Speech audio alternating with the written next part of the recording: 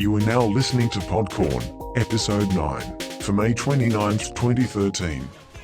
Diamonds on your finger. Still you hang out all night. What am I to do? My girl wants to party all the time. Hey guys, welcome to our PODCORN podcast. Yeah. Yeah, it's gonna be good. And that's Brandon over there with the man voice, and I'm Amy. I'm with the girl voice. We're gonna talk a little bit about basically the 80s and also like future predictions.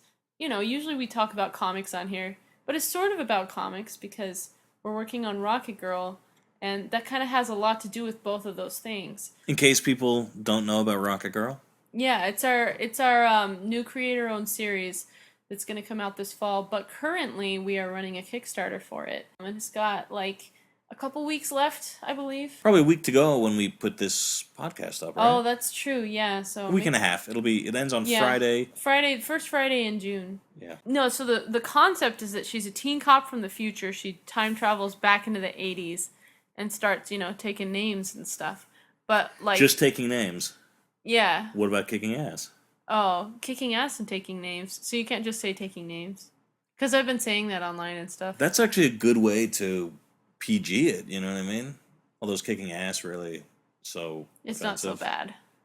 I kind of like that. Does anyone else do that? Because that's a good... I'm taking names.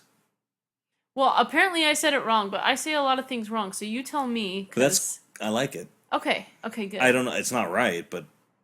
Okay.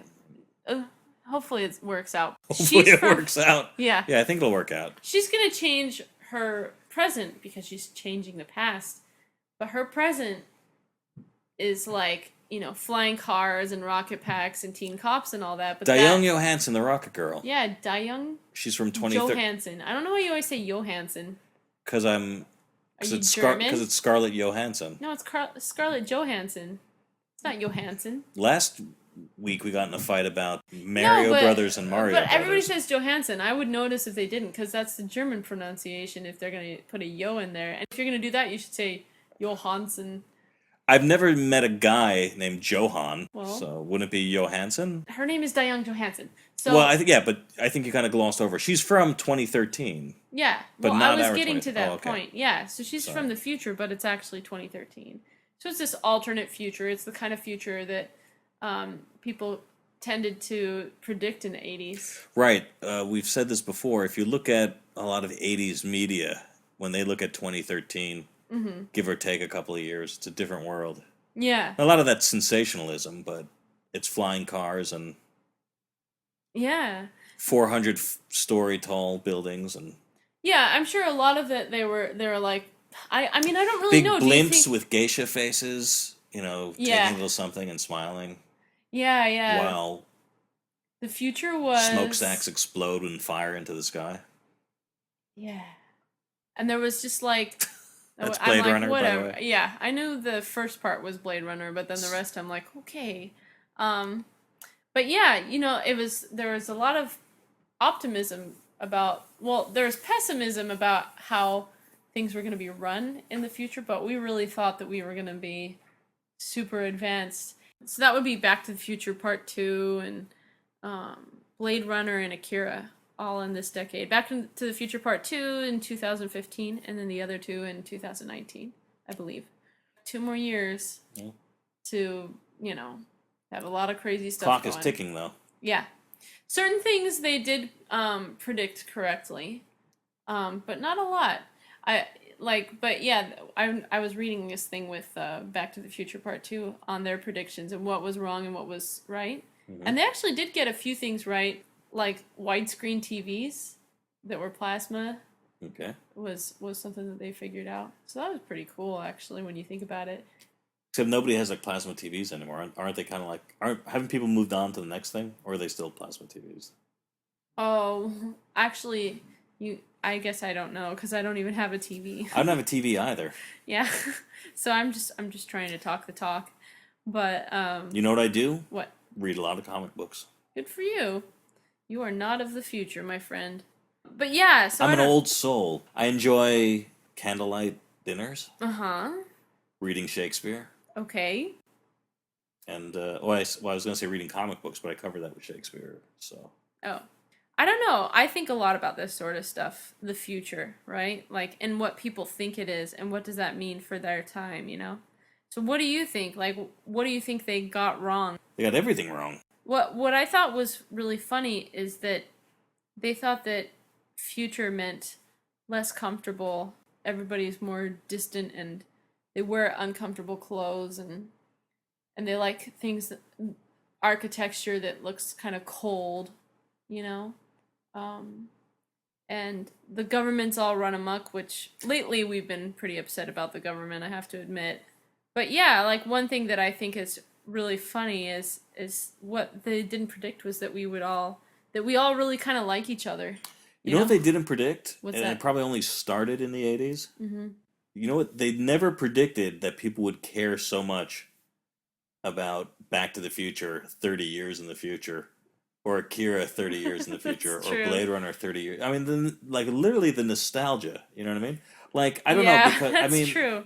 I think, you know, certainly... There was a little bit of 50s nostalgia in the 80s. That's what I'm saying. It started in the 80s. And probably with 50s nostalgia. Probably with kids who grew up in the 50s, that being, you know, baby boomers, right? So, you know, the first really media generation. Uh-huh. Kind of looking back, and then you have 50s nostalgia. All kind. I mean, even a lot of in fashion, there's a lot of throwback to the 50s and in the 80s. And in the 80s, you can kind of remember, you know, maybe you're old enough or you have parents, right, who are in the 60s and 70s. So, but I'm trying to think of, in the 70s, was there a lot of, and it was before our time, so I don't know. Yeah. But was there a lot of nostalgia for how things were? You know what I mean? And not even just like, Maybe, those were better times and maybe now's a like horrible time. medieval times.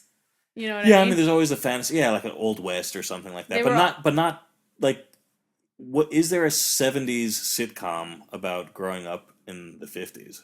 I don't think so. You know what I mean? I mean, there was John Travolta one, you know, the Welcome Back, Kotter? Grease. That's true, Grease, and that would be late 70s, right? Yeah. Well, there you go. But I mean, yeah. So I mean, I'm not saying it starts January 1st, 1980. Like, yeah. So that's a good one. Yeah. But when was the Grease movie? Was it? It was definitely in the 70s. I mean, it would have been later 70s, yeah, because you can tell that there was a little bit of a disco influence. Right. But I don't really know which year it was. That's good. That's a good one. Were there others? I mean, I wasn't too into the 70s because I was an 80s child and you kind of hated the 70s, therefore. Sure. So I really can't tell you. I just felt like there were a lot of like Shakespearean fixations and fantasy fixations. I mean, always that type of thing. But I'm saying, but that's for different times, past and future. You're always going to have that.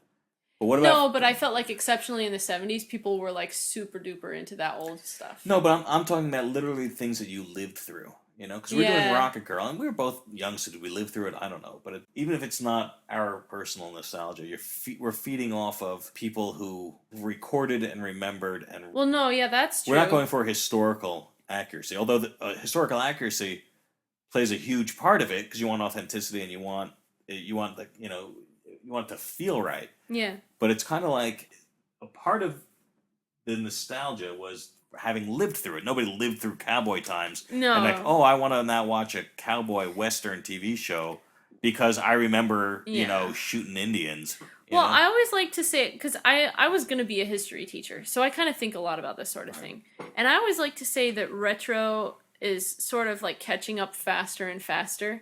Like back in the day, there's been neoclassicism, right? And like neo-romanticism, and all that kind of stuff. Yeah, but these are all going back not just generations. And they go back a lot. Not just lifetimes, centuries. No, you're right, Yeah. you're right. So I'm saying like over time, I think that it starts repeating itself like closer and closer. And so I agree. I think maybe the 80s is when people were starting to first be nostalgic for something that had already existed previously. But at the same time, they experienced. Yeah.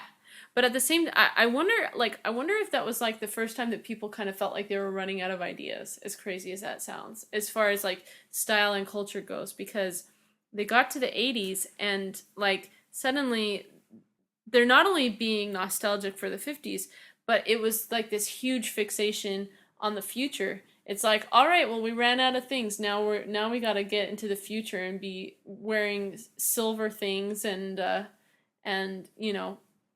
we all, the future is synthesizers. We're not going to want real instruments, and our future was going to be a place where we were comfortable not having real instruments. We were comfortable not having like home comforts, and that's something that we ended up really still wanting, to the point that like now, because we have more like technology, it's made it so that we want each other even more, because we have all of this like social media. We want to be recognized as human beings and be important, and we also like band together against certain political initiatives and or catbeards. It's like we just, it's this weird thing, and we all now we're creating inside jokes with the whole world. It's just like that's something that people just really didn't predict, is that we're social creatures.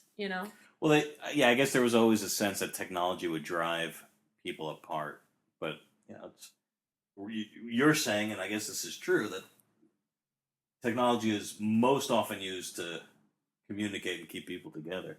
I mean, maybe not in a deeply spiritual way, in a Facebook way, but but whatever. Yeah.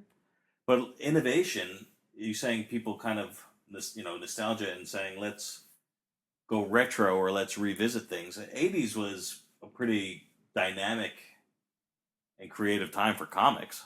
Oh, yeah? Yeah, I mean, certainly you have the indie explosion where you have books like Cerebus or Matt Wagner's Mage and Grendel. Mage, yeah. A lot of cool stuff going on. A lot of new companies coming to the fore, like Pacific and First and Kamiko and many more. And I've said this before. There's always like, Marvel kind of changed stuff in the 60s coming along, saying, hey, there's a different way to do talking about superhero comics, different way to do superhero stuff. And, Stan Lee and Jack Kirby doing the lion's share of that. And then by the 70s, you had a second generation of people coming in, like Jim Starlin, like, well, wow, they changed everything. I have to change it again to kind of keep up. Otherwise, how am I going to make my mark? And, what am I going to do? And then the 80s comes along, you have people like Frank Miller, like, oh, I got to change it, and I got to make my mark, and I got to do something. And even up until the early 90s with Image, it's like, I've got to leave, and I've got to, like all those Image creators, I've got to leave and change it and make it my own and everything else. So we don't start getting kind of comic books being, there's always, you have the same characters lasting for 70 years. You're always going to have a certain amount of incestuousness. But, I don't think people were going back to the well and this kind of, like I said, this retro nostalgia in comics in the 80s. You had you had totally new stuff. You had, if anything, you had people tearing down kind of the old icons, right? Where, Watchmen is loosely based on older characters, but as much as, it's funny because the characters that everyone always, sometimes there's a controversy with Watchmen saying, oh, well, before Watchmen, that's not cool because it's Alan Moore's creation. And sometimes, the counter argument, people will say, oh, well, he's just using the old Charlton characters. But it's funny because those old Charlton characters were even rip-offs of the DC characters. So like it was like, a rip-off of a rip-off of a rip-off. But the point being, whatever touchstone they provided, Alan Moore wanted to tear it down, and Miller on Batman doing the same thing, bring it back to its kind of core. And even on Daredevil to a certain extent, just Daredevil being, in a lot of ways, an undefined character story-wise. Gene Colan did 1 million issues of beautifully drawn Daredevil, but, Frank Miller getting on the book and just changing what it is to do new stuff. You had a lot of people still, a generation of comic book artists, I think, looking to reinvent things and shake things up and stay new. Yeah. Like I said, and tons of indie stuff that you never hear about anymore. I mean, one of the hugest successes in the history of comics is Teenage Mutant Ninja Turtles. And I don't know if it's the hugest aesthetic achievement, but kind of like fuck that. I mean, it was a comic book that was a cult hit, and then kind of got morphed into this kid's phenomenon. Yeah. Who's your favorite turtle? Donatello. Hey, that was mine too. Everyone liked Raphael because he was kind of badass. I hated him because he's mean. I don't like. I didn't watch people. the cartoon though. Oh, I did. I definitely did. I didn't read. I didn't even know they were comics. But like in retrospect, it makes sense because the title was so bad. A lot of times, like when I see I mean, now it's awesome, right? But I thought it was a pretty bad title. Like whenever you see a movie, the book isn't a hit without that title. So yeah.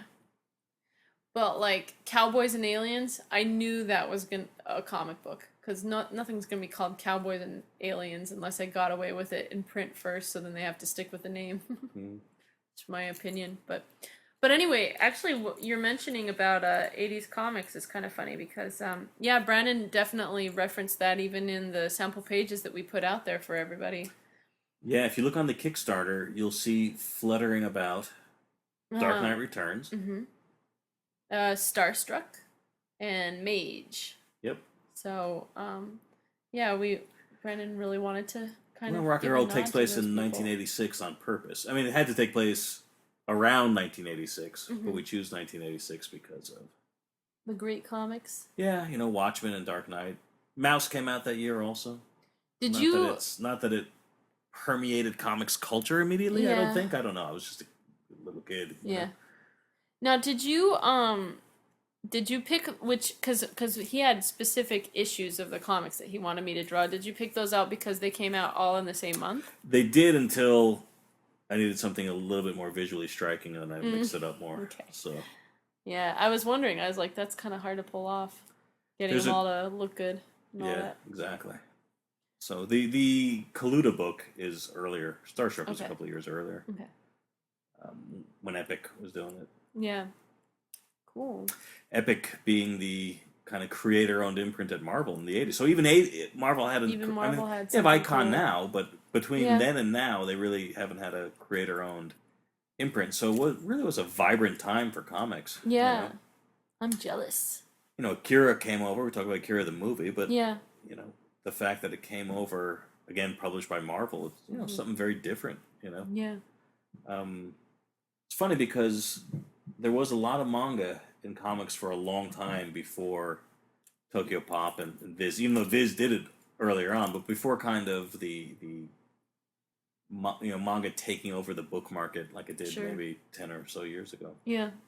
Akira being one of them with recolored too, and I think, like I said, a pretty nice job on the colors. Yeah, you've been lending it to me, and I really do like the colors. Like I really did think it was done in color in Japan. So I was sitting there like I was doing the really stupid Japanophile thing where you look at it and you're like, how do I learn from the masters? Their colors are better than ours. Like but it's Steve Olive doing the colors. And it was just done in Marvel. So goes to show like the weird superiority thing that manga fans such as myself create about Japan and their aesthetic. Yeah, well, I mean, it's obviously the rare exception where you take they colorize black and white movies, or take an old comic and colors black and white. Say, let's make it color that it really. I don't know that it's better. I don't pull down the old Marvel ones to look at it. I usually look at the black and white stuff by Atomo, but it is a nice kind of ancillary product, I think. Yeah, it really is. Oh, Brandon's gonna grab it. They're right. Yeah, he lent me a whole bunch because it's good reference. I've been unfortunately looking at books and unfortunately reading the movies. Marvel run was never completed. Oh really? Oh, you mean I'm gonna not even be able to finish this? Not in color. Great.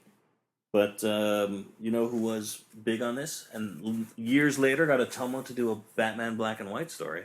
Frank Miller. No, Mark Chiarella. Yeah, Mark Chiarella worked on this book. Current DC. Wait, what did he? Who did he get to do what?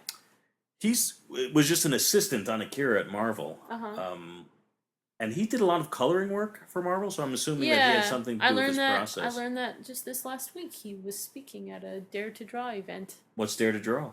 It's a local thing. It's really awesome. Like, it's just a bunch of people going in to learn about drawing comics, and there's like a figure drawing thing where people are partially clothed in action poses with weapons. What parts are unclothed? The arms and legs and belly sometimes. Ooh. Even, yes. Sometimes the dudes are topless. Too bad I can't draw, or I'd check it out. There's this guy David that's a model there. He's like a frequenter there. He's the best, and he's a little bit built, and he like does these insanely hard poses that who knows how he can hold them. Like but he's really into it, and he's definitely into BDSM. You know, like what's that stand for? Bondage, sadism, masochism. I forgot the D. Oh, domination. I don't know. Anyway, he's into that stuff. I'm pretty sure. He's got all these. Well, you would know. Yeah, I would, because I know what it stands for. No, he even at first he just had like his underwear on, but then later on he changed. Like he's so into it. Later on he changed so that he had leather chaps on, like over jeans, and so then that's all he had on, and then he comes back with like a leather apron and like he had all these random weapons. I don't know if they belonged to Dare to Draw or to him, but he had like this giant cleaver and he was like a crazy butcher and stuff. Like he's off the wall. It's hilarious. Did you get time to sketch? Oh yeah, I did. In fact, I should have actually talked to Mark Chiarello, but I was like too excited to draw. Well, your loss. Not speaking of Mark Chiarello, now you get to post some pictures of David. Oh, I'm gonna post pictures of David that I drew you have of him. To now. Why are we talking about it? If you're not gonna do it. All right, I'll show you guys David. But you didn't get to talk to Mark Chiarello. Not really. I mean, just people in the know really call quickly. him Chi. I know, but I don't think we're on that level. Neither yet. am I, but I like to pretend I am. No, Mark's a great cover artist. He's a great artist in a lot of different things. Yeah, he was showing us his stuff. He has like multiple styles, and he kills at all of them. But so. I think he was involved with specifically the color process. That's great. On the book. I should mention that. And Atomo did a Batman black and white story that makes absolutely zero sense, and it's That's a bummer. But the Batman black and white was a lot of that stuff is just little odds and ends, so it's not like it's 8 pages and him doing what he wants. Can I read that sometime? Batman black and white. I assume you have the Atomo one. Well, yeah, they're all collections of short stories. Mm-hmm. And I think they're all 8 pages. Mm. But yes, you can read it. Okay. And maybe they're doing another Batman black and white, but maybe they're not. I don't know. Interesting. Are we spreading rumors? Yeah, so I don't know. Yeah, maybe we'll get everybody so excited about it, then they'll have to do it. Maybe there should be an That's actually a good idea. Batman black and white.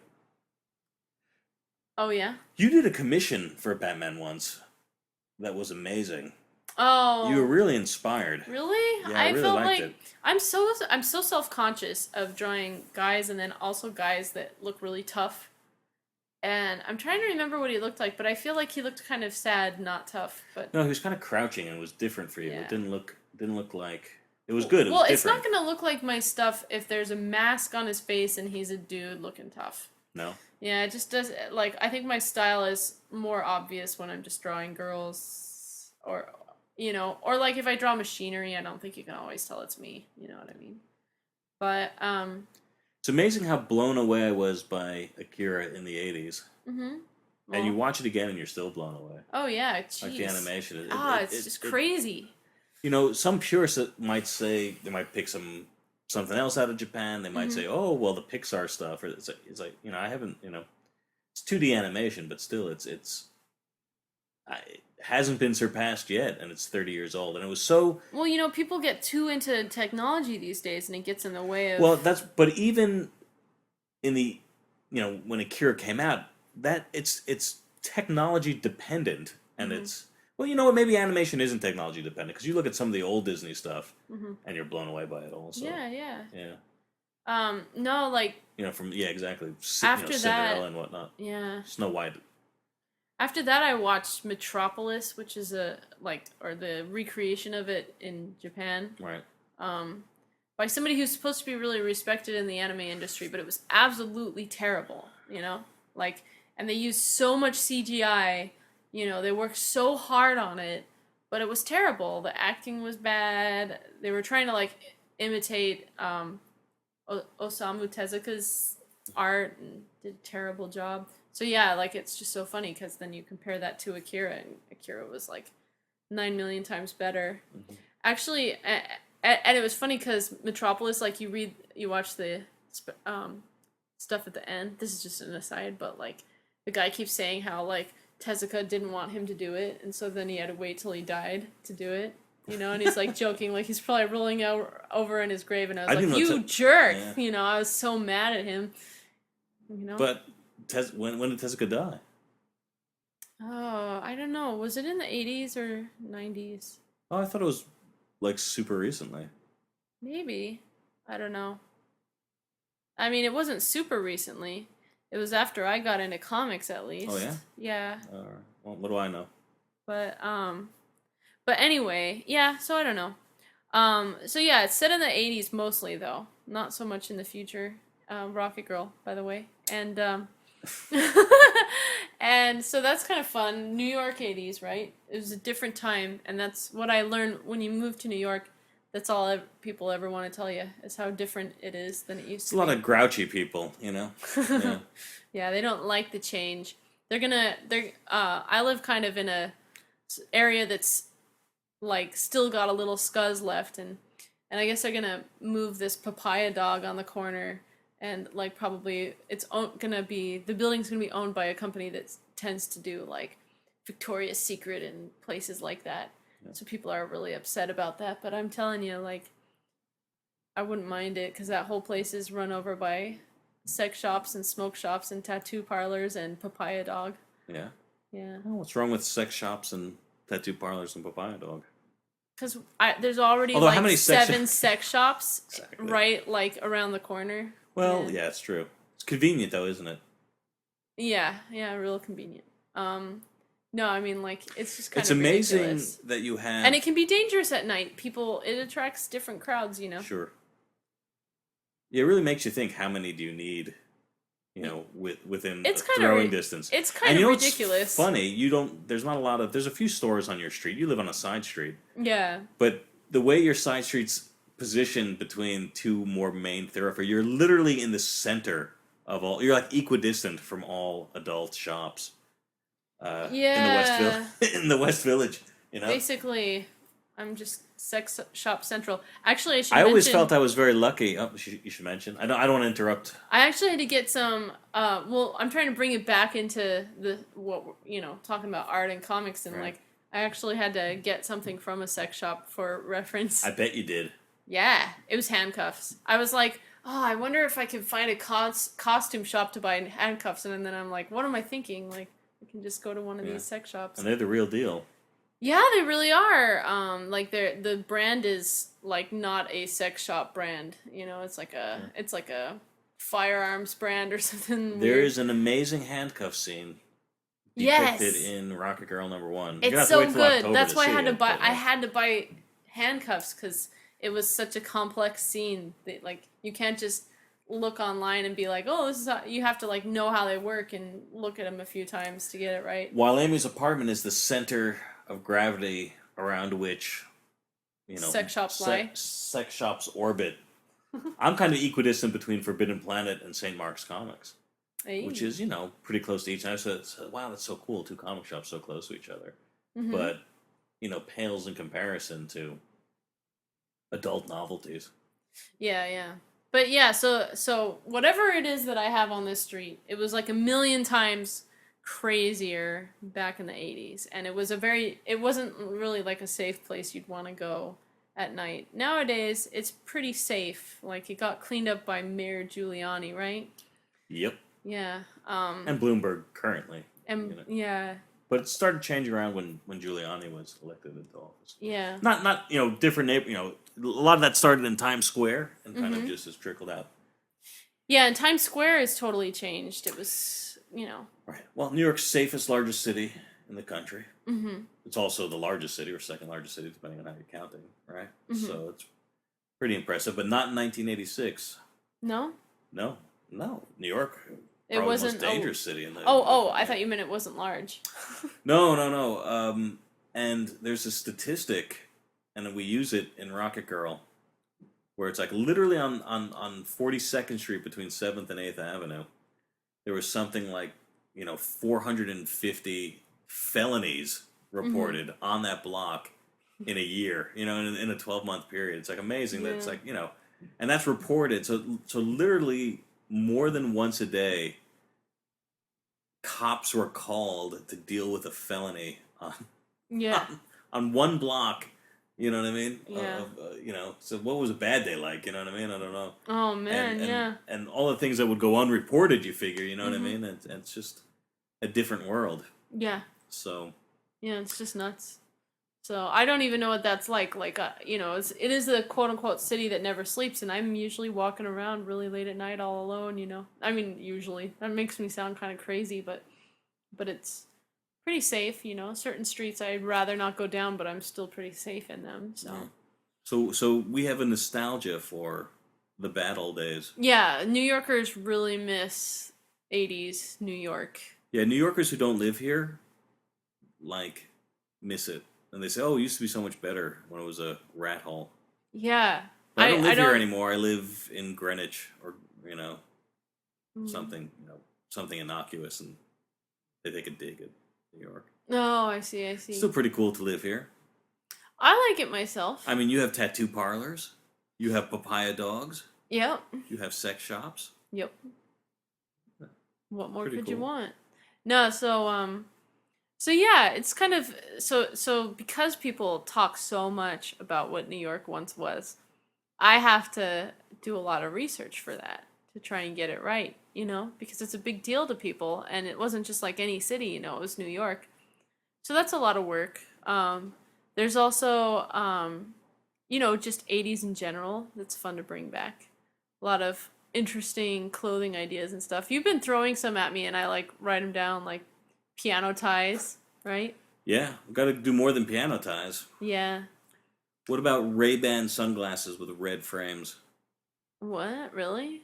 I don't remember that one. White frames? Oh, they're black in the front and then red on the side? Oh, just Ray-Bans. Oh. Sunglasses.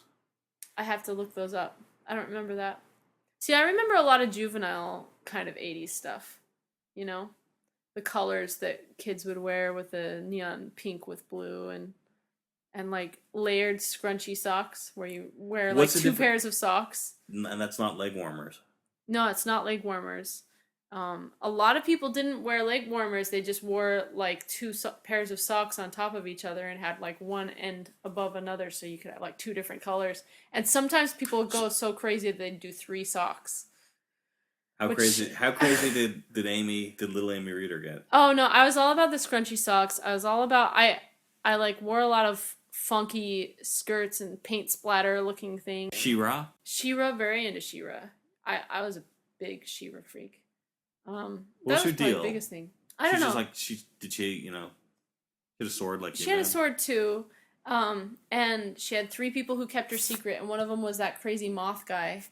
I like the crazy moth guy a lot. So crazy moth guy.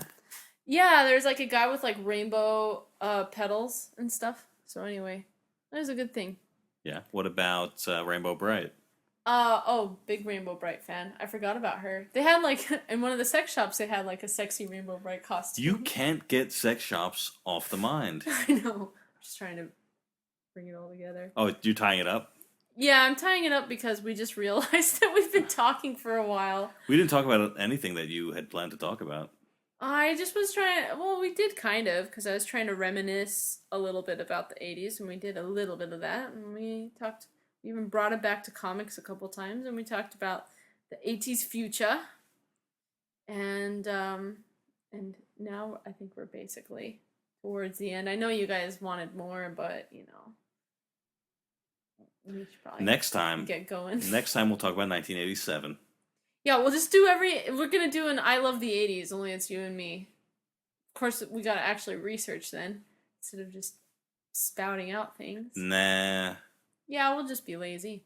Anyway, thank you for listening to us. Of course, definitely check out the Rocket Girl Kickstarter, because that's still going on for a little bit longer. That's right. You can check it out. Just easy to find. Google Rocket Girl and Kickstarter, and you'll get there. Yeah. Or AmyReeder, Rocket Girl, Brandon Montclair, Rocket Girl. That's right. Take you there. And yeah, special thanks to Chris Robinson for always fixing us up. Like, he's just doing a great job with the podcast, and we're lucky to have him. That's right. At Chris Robinson on Twitter. Yes. He's the man, as they used to say back in 1986. Cowabunga. Well, that would be like even a throwback, right? Cowabunga is more like 50s, isn't it? Like surfing stuff? Oh, great. Okay, Radical. Radical. Yeah, that would work. Radical. Yep. All right, see you guys. I remember in The Weird by Jim Starlin and Bernie Wrightson, we talked about Starlin before, but Wrightson also just as much, a 70s comic book artist who said, how am I going to change comics? And I have to do something really different and establish my stuff because, that's what I have to do. Did a comic book in the 80s called The Weird, which has this, and The Weird is flying with his kid on his back, and the kid's so full of joy and so happy, screaming, "This is totally bogus." So, as much as the innovation Bernie and Jim had in 1975, by 1985, it was a little bit too old to rock and roll and too young to die. Oh, man. Cool. All right, thank you guys. Just hanging out and dancing. You give your number to every man you see. You never come home at night because you're out romancing. I wish you'd bring some of your love